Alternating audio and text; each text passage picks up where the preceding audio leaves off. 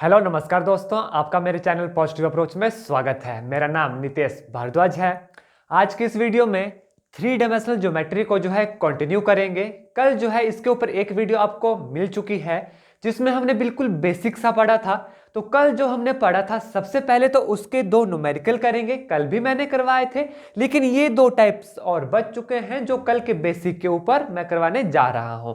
पहले इन दो न्यूमेरिकल्स को करेंगे क्योंकि एग्जामिनेशन पॉइंट ऑफ व्यू से काफी इंपॉर्टेंट है। उसके बाद जो है नेक्स्ट कंटिन्यू करेंगे। नेक्स्ट हम क्या पढ़ेंगे इस वीडियो में? हम पढ़ेंगे equation of A line passing through किसी एक पॉइंट से, equation of straight line passing through two points, किन्हीं दो पॉइंट से पास होती है। उसके बाद हम एंगल पढ़ेंगे बिटवीन टू स्ट्रेट लाइन। ठीक है, हम वेक्टर फॉर्म भी पढ़ेंगे, कार्टेशियन फॉर्म भी पढ़ेंगे, equation of line in Cartesian form, equation of line in vector form passing through single point, passing through two points, और एंगल के बारे में पढ़ेंगे कि जब डायरेक्शन रेशो दिए गए होंगे एंगल कैसे निकाला जाएगा, कार्टेशियन इक्वेशन दी गई होगी एंगल कैसे निकाला जाएगा। ठीक है, अगर डायरेक्शन कोसाइन दिए गए हैं एंगल कैसे निकाला जाएगा, क्योंकि यहां से एग्जाम में बहुत क्वेश्चन पूछे जाते हैं, जरूर क्वेश्चन पूछे जाते हैं, तो वीडियो को जरूर देखिएगा और बहुत ही इंपॉर्टेंट वीडियो जो है होने वाली है। सबसे पहले जो है हम इसके न्यूमेरिकल्स कर लेते हैं, फिर आगे जो है कंटिन्यू करेंगे, तो वीडियो को अंत तक जरूर देखिएगा।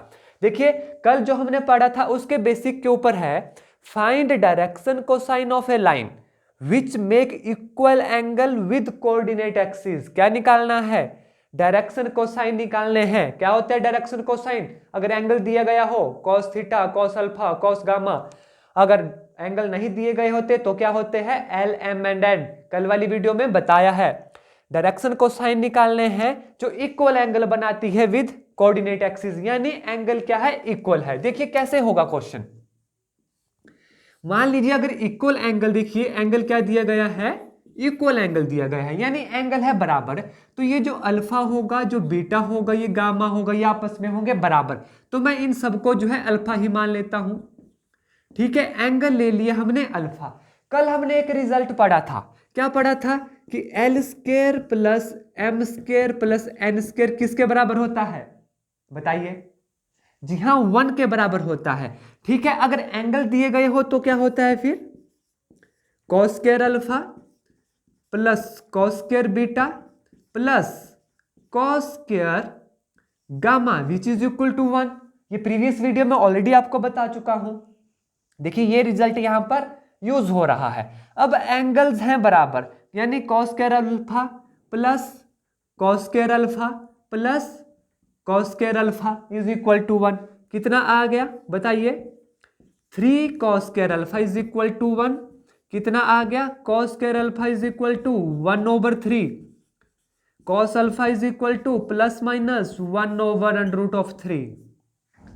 तो निकल गए डायरेक्शन कोसाइन हमारे पास। कितना कितना आ गया देखिए? Plus minus 1/√3। दूसरा भी क्या आ गया? Plus minus 1/√3। तीसरा भी क्या आ गया? Plus minus 1/√3। तो ये डायरेक्शन कोसाइन हमारे पास आ गए। आपने देखा इसमें कौन सा रिजल्ट यूज हुआ? कि एंगल बराबर थे, अल्फा बीटा गामा, कोई एक एंगल मान लेंगे। ये रिजल्ट हमने कल पढ़ा है कि L square plus M square plus N square, यानी direction cosine L M N क्या होते हैं? डायरेक्शन कोसाइन ये किसके बराबर होते हैं? 1 के बराबर। तो cos square alpha plus cos square beta plus cos square gamma is equal to 1। Put alpha beta gamma को एक एंगल पुट करेंगे तो हमारे पास डायरेक्शन कोसाइन निकल गए। देखिए कितना इजी क्वेश्चन था और किस तरीके से जो है इसे सॉल्व करना था। तो ये तो था हमारा पहला क्वेश्चन जो आज की वीडियो में हमने करना था। तो दूसरा क्वेश्चन पढ़िए।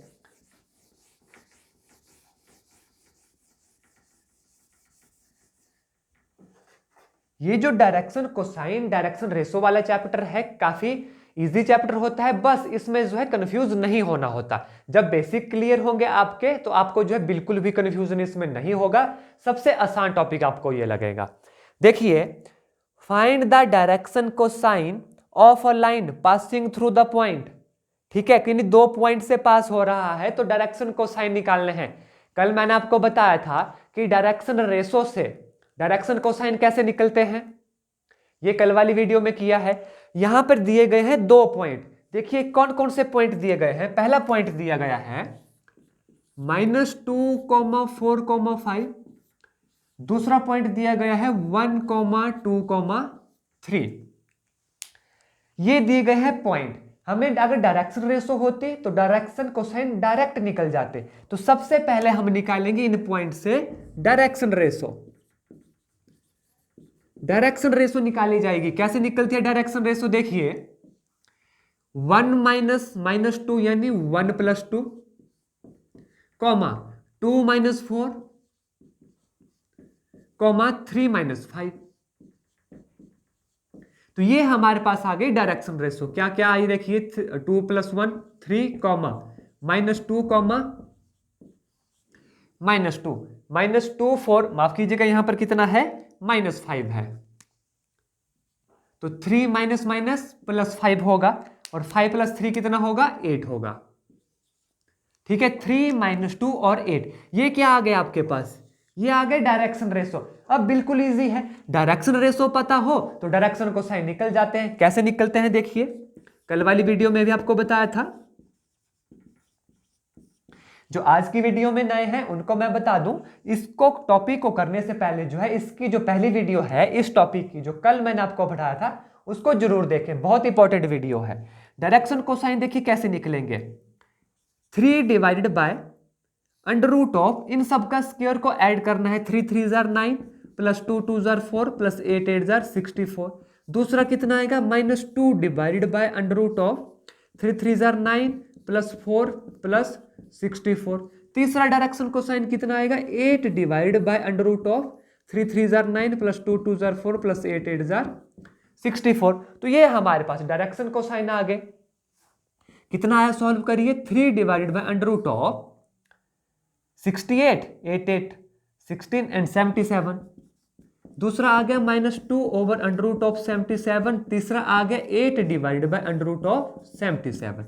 तो ये हमारे पास हमारा रिक्वायर्ड आंसर आ गया। क्या था question, find the direction cosine of a line, जो पास करते हैं इन दो पॉइंट से। पॉइंट्स थे, सबसे पहले डायरेक्शन रेशो निकाली। डायरेक्शन रेशो क्यों निकाली, क्योंकि डायरेक्शन रेशो से डायरेक्शन कोसाइन को कन्वर्ट करना हमारे पास डायरेक्ट फार्मूला है, इसलिए हमने सबसे पहले डायरेक्शन रेशो निकाली। डायरेक्शन रेशो निकल गई, डायरेक्शन कोसाइन ऑटोमेटिक जो है निकल जाएगा। आई होप दोनों न्यूमेरिकल्स आपको अच्छे से समझ आ गए होंगे। तो ये कुछ 1-2 न्यूमेरिकल थे जो कल वाले टॉपिक के ऊपर जो है रह गए थे।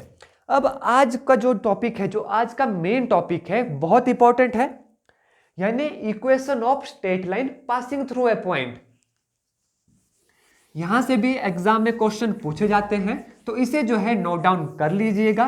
काफी इंपॉर्टेंट फॉर्मूलाज जो है आपको लिखवाने वाला हूं।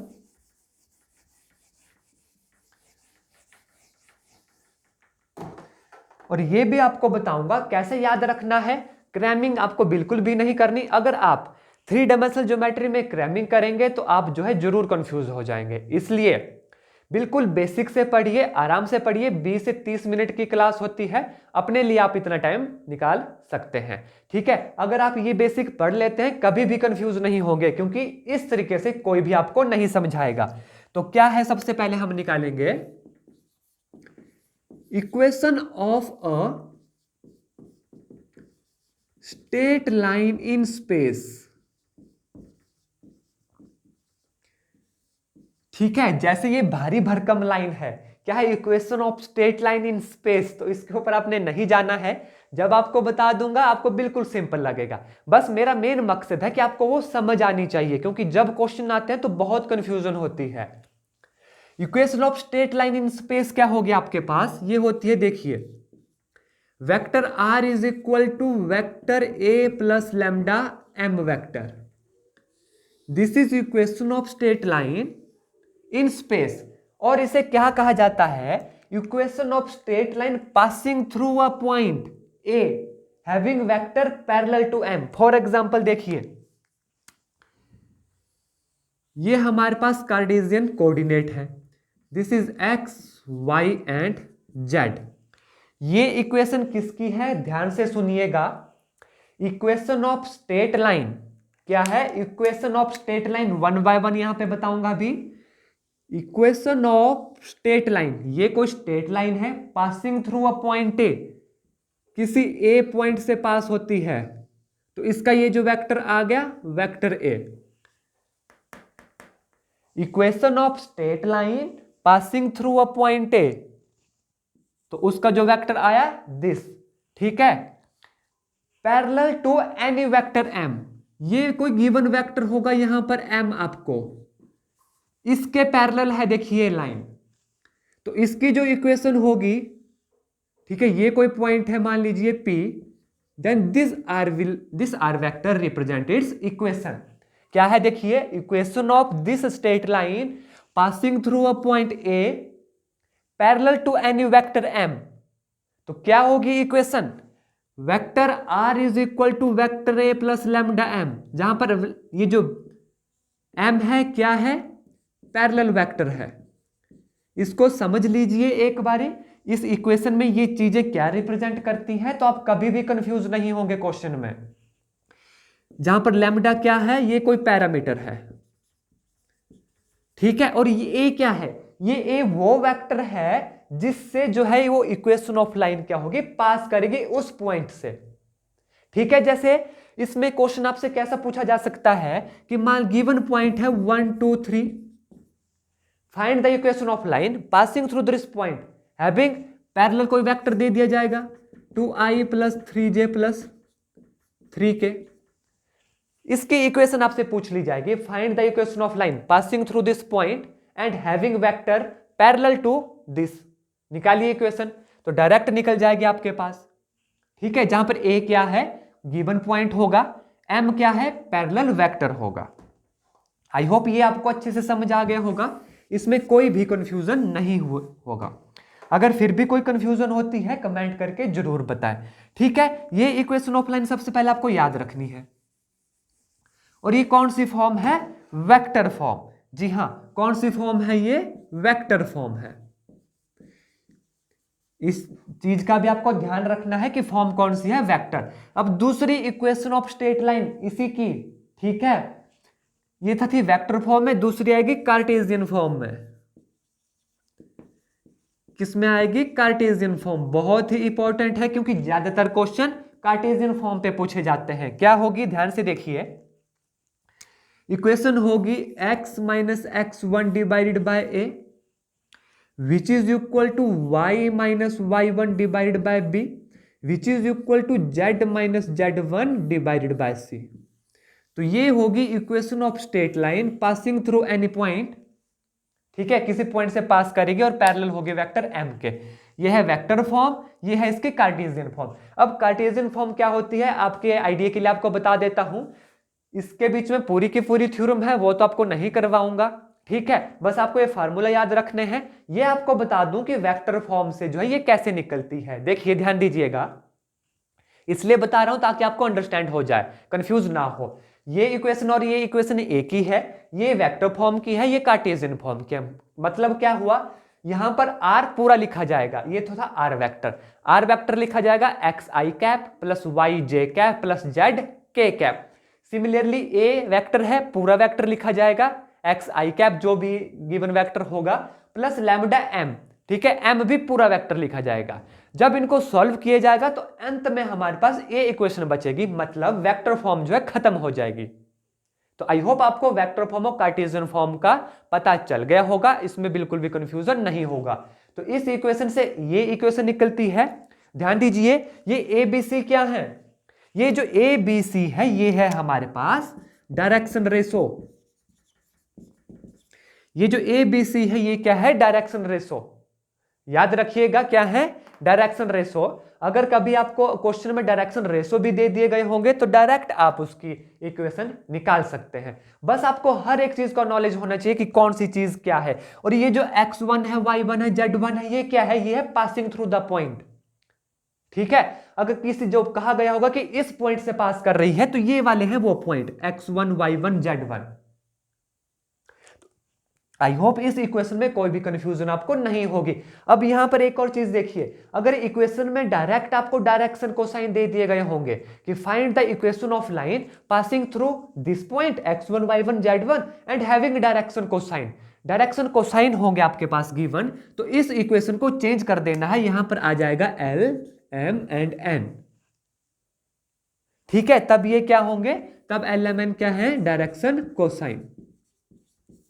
तो ये हर एक चीज आपको जो है बिल्कुल बारीकी से पता होनी चाहिए, तभी आप इसके किसी भी क्वेश्चन में जो है कंफ्यूज नहीं होंगे, सभी क्वेश्चन आपके जो है बिल्कुल क्लियर हो जाएंगे।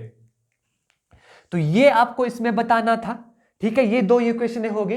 अब इसके बाद नेक्स्ट इक्वेशन जो हम पढ़ेंगे वो है find the equation of line passing through 2 points. यहां पर तो देखिए एक पॉइंट से पास हो रहा है और पैरेलल है किसी दूसरे वेक्टर के, तो ये निकली वेक्टर फॉर्म, ये निकली कार्टेशियन फॉर्म। इसके बाद भी इसमें हमने क्या पढ़ा कि अगर डायरेक्शन कोसाइन भी गिवन होंगे तो वो इक्वेशन भी मैंने आपको बता दी।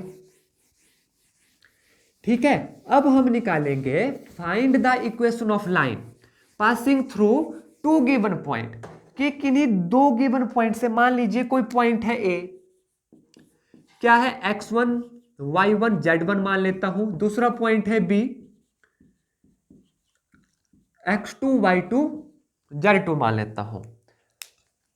हमने निकालनी है find the equation of line जो इस पॉइंट और इस पॉइंट से जो है पास होती है। लिखिए क्या होगी, देखिए x minus x1 divided by x2 minus x1 which is equal to y minus y1 divided by y2 minus y1 which is equal to z minus z1 divided by z2 minus z1। ये है equation of line passing through 2 given points. I hope ये आपको clear हो गई होगी। ठीक है, ये भी बहुत इंपॉर्टेंट रिजल्ट है, यहां से भी जो है क्वेश्चन पूछे जा सकते हैं। 2 पॉइंट गिवन होंगे आपके पास, तो उसकी इक्वेशन आपने निकालनी है। ये हो गया। इसके बाद पढ़ेंगे एंगल बिटवीन 2 स्ट्रेट लाइन। ठीक है, क्या पढ़ना है हमने, एंगल बिटवीन 2 स्ट्रेट लाइन। ध्यान से देखिएगा, 2 इक्वेशन आपको यहां पे लिखाऊंगा, लेट R1 और दूसरी लिखाऊंगा R2। ठीक है, क्या कर रहे हैं, अब हम एंगल कर रहे हैं, और बहुत ही इंपॉर्टेंट फार्मूलाज हैं, इसके ऊपर एग्जाम में क्वेश्चन पूछे जाते हैं। 2018 का पेपर उठा लीजिए, 19 का पेपर उठा लीजिए, 20 का उठा लीजिए, यहां से क्वेश्चन पूछे गए हैं, और ये तभी होंगे जब आपको इनमें बिल्कुल भी कंफ्यूजन नहीं होगा। तो ध्यान से समझिएगा जो मैं समझा रहा हूं, 20 मिनट 30 मिनट की बात है, पूरी कंसंट्रेशन के साथ पढ़िए।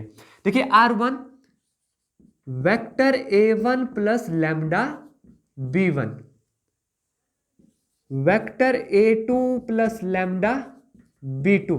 अभी मैंने इस तरह की इक्वेशन आपको पढ़ाई थी, क्या पढ़ाई थी, vector R is equal to A plus lambda M। A क्या है वो आपको पता था, M क्या है वो भी आपको पता है। ठीक है, तो M की जगह यहां पर क्या लिखा है, B। तो ये B क्या है, आपको एक बार फिर से आपके नॉलेज के लिए बता देता हूं। B ये वो वेक्टर है जिसकी जो इक्वेशन निकाल रहे हैं जिसके पैरेलल होगा, ये वो वेक्टर है। और A1 क्या है, ये वो वेक्टर है या वो गिवन पॉइंट से जहां से वो इक्वेशन ऑफ लाइन जो है पास करेगी। और R1 और R2 क्या है, ये इक्वेशन ऑफ लाइंस हैं। ठीक है, तो इस केस में जो है थीटा क्या होगा, देखिए cos theta, angle between 2 straight line, 2 lines है, एक ये एक दूसरी, तो इनके बीच का एंगल क्या होगा, देखिए B1 dot B2 divided by magnitude of B1 into magnitude of B2। This is equation number 1। अगर इस तरीके की इक्वेशन आपको दे दी गई होगी, क्या है, फिर से बोलता हूं ताकि बार बार बोल रहा हूं ताकि आपको कोई कंफ्यूजन ना हो। ये कौन सी इक्वेशन ऑफ लाइन है, वेक्टर फॉर्म है, equation of line passing through a given point having vector parallel to given vector B. ठीक है, जो अभी सबसे पहले हमने पढ़ा, तो उस केस में cos थीटा निकलेगा B1 dot B2 divided by magnitude of B1 into magnitude of B2। ठीक है, अब इसकी हमने कार्टेशियन फॉर्म भी पढ़ी थी। क्या थी कार्टेशियन फॉर्म, देखिए x minus x1 divided by A1 which is equal to y minus y1 divided by B1 which is equal to z minus z1 divided by C1। ठीक है, अब यहां थे 2 पॉइंट हमारे पास, दूसरी क्या आएगी, देखिए x minus x2 divided by A2 which is equal to y minus y2 divide by b2 which is equal to z minus z2 divide by c2। ठीक है, तो इसका एंगल कितना होगा देखिए, cos of theta is equal to a1 a2 plus b1 b2 plus c1 c2 divide by under root of a1 square plus b1 square plus c1 square under root of a2 square plus b2 square plus c2 square. ये बन गया हमारे पास दूसरा formula angle निकालने का, जब आपके पास इस तरीके की इक्वेशन जो है दे दी गई होंगी। ठीक है, कौन सी इक्वेशन है ये, कार्टेशियन फॉर्म है। ठीक है, इसको मैं मिटा रहा हूं। तो पहला फॉर्मूला क्या बना हमारे पास, जब वेक्टर फॉर्म होगी cos थीटा दिस। दूसरा, अगर कार्टेशियन फॉर्म की इक्वेशन होगी तो ये इस तरीके का फार्मूला बनेगा a1 a2 b1 b2 plus c1 c2 divided by this. जहां पर ये a1 a2 क्या है बताइए, ये सारी चीजें हैं हमारे पास डायरेक्शन रेशो। क्या है ये a1 a2 b1 b2 c1 c2, ये क्या है हमारे पास, ये है डायरेक्शन रेशो। इस तरीके से आपको कोई भी नहीं समझाएगा, अच्छे से समझ लीजिए। और हाँ, वीडियो को सबसे पहले लाइक कर लीजिएगा। ये a1 a2 क्या है हमारे पास, ये है डायरेक्शन रेशो। अब जब डायरेक्शन रेशो देखिए इस तरीके से है, तो डायरेक्शन रेशो से डायरेक्शन कोसाइन बनाना कोई बड़ी बात नहीं। तो इस इक्वेशन को हम और क्या लिख सकते हैं, cos of theta L1 L2 plus M1 M2 plus N1 N2, जहां पर ये क्या है, ये सारी चीजें हैं हमारे पास डायरेक्शन कोसाइन। तो ये हमारे पास आ गई तीसरी फॉर्म एंगल की। ठीक है, अब देखिए अगर वेक्टर दिए गए होंगे तब भी एंगल निकल जाएगा, डायरेक्शन रेशो दी गई होगी तब भी एंगल निकल जाएगा। अगर आपके पास डायरेक्ट डायरेक्शन कोसाइन गिवन होंगे तब भी एंगल जो है निकल जाएगा। इसमें सबसे ज्यादा जो न्यूमेरिकल पूछे जाते हैं इस फॉर्मूला के ऊपर जो है पूछे जाते हैं। जो सबसे ज्यादा बार एग्जाम्पल आए हैं, ज्यादा बार न्यूमेरिकल आए हैं, वो किस फॉर्मूले के ऊपर आए हैं, वो आए हैं दिस फॉर्मूला इसके ऊपर। ठीक है, cos theta a1 a2 b1 b2 c1 c2 divided by under root of this and this, यानी डायरेक्शन रेशो जो है यहाँ पर गिवन होंगी। और जो अभी कार्टेशियन इक्वेशन लिखाई मैंने आपको x minus x1 divided by a, वहां से जो है एंगल अमूमन यानी बार बार जो है एग्जाम में पूछा जाता है। तो ये तो था, आई होप यहां तक आपको अच्छे से समझ आ गया होगा। ये कुछ बेसिक से फार्मूला थे जो डीपली आपको समझाना आवश्यक थे, तभी आपको जो है इसका बिल्कुल डीपली यानी बेसिक से नॉलेज होगा कि क्या डायरेक्शन कोसाइन होता है, क्या डायरेक्शन रेशो होती है, कहां पर कैसे इसका यूज होता है, किसको किस तरीके से कन्वर्ट कर सकते हैं, यानी डायरेक्शन रेशो को कैसे डायरेक्शन कोसाइन बनाना है। ठीक है, तो ये तो हो गया। इसके बाद देखिए दो चीज आपको बताना रह गई।